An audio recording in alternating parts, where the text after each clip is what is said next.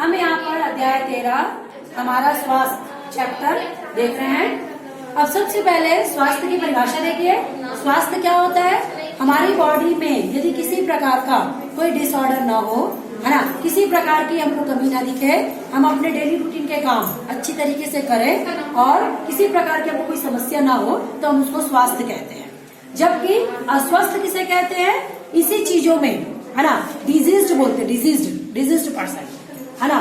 और डिजीज्ड का मतलब होता है जो व्यक्ति रियल अच्छे से फील नहीं कर पा रहा, उसको काम कार्य करने में कोई तकलीफ होती है या अपने डेली रूटीन के काम को ठीक से नहीं कर पा रहा, तो ऐसे व्यक्ति को क्या कहते हैं? अस्वस्थ व्यक्ति कहते हैं। तो अस्वस्थता कई प्रकार की होती है, सिर दर्द, बुखार, उल्टी, दस्त या फिर कोई आनुवंशिक बीमारी, है ना, कोई किसी प्रकार का संक्रमण, इस तरीके से अस्वस्थता हो सकती है।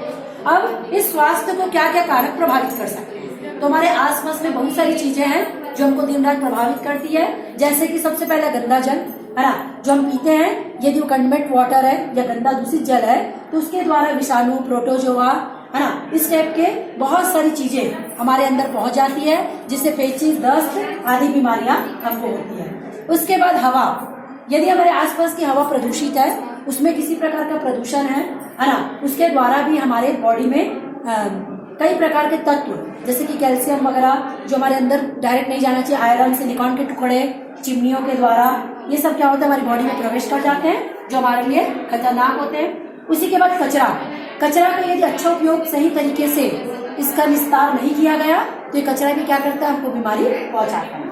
फिर नलियों की सफाई नहीं की गई, तो उसमें मच्छर के डेंगू बीमारियां कई प्रकार की और मच्छर के अंडे उसमें पनपते हैं, जिससे कि क्या होता है? व्यक्ति को बुखार, मलेरिया, पेचिश हो जाता है। इन सब के अलावा भी बाढ़, सूखा और भूकंप, ये सब कारक ऐसे हैं जो कि क्या होते हैं? आते हैं और इनके द्वारा ये अपने साथ में बाढ़ जैसे आएगी तो नदी की पूरी गंदगी लेकर के आएगी और व्यक्ति क्या हो सकता है? इससे बीमार हो सकता है। सूखा पड़ जाता है ना, तो चारों तरफ हरियाली नहीं होती और उसकी वजह से भी क्या होता है? व्यक्ति बीमार होता है। भूकंप, नीचे की जमीन पूरी हिल जाती है और नीचे का जो केमिकल मटेरियल ऊपर आ जाता है, इससे भी क्या होता है? रेडियोधर्मी पदार्थों के कारण व्यक्ति बीमार पड़ जाता है। तो इस तरीके से बहुत सारी बीमारियां हमको हमारे वातावरण के द्वारा होती है। फिर रोग के अभिव्यक्ति लक्षण, यदि हमको रोग कैसे पता चलेगा कि हम बीमार हैं? अब बीमार के बहुत सारे लक्षण होते हैं, जैसे कि हमारा शरीर कपकपाने लग जाता है, बार बार पसीना लगता है, पेचिश होता है ना, मरोड़ उठती है, खांसी हो रहा है, सर्दी, जुकाम, नजला, है ना। तो इन सब के लक्षणों को देखकर आंखों का लाल हो जाना इत्यादि लक्षणों को देखकर शरीर का वजन कम हो जाना या बहुत ज्यादा मोटापा हो जाना, ये सब भी क्या होते हैं? बहुत सारी बीमारियों के लक्षण है, जिनको देख के हम पहचान जाते हैं कि व्यक्ति क्या है? स्वस्थ नहीं है और वो व्यक्ति बीमार है।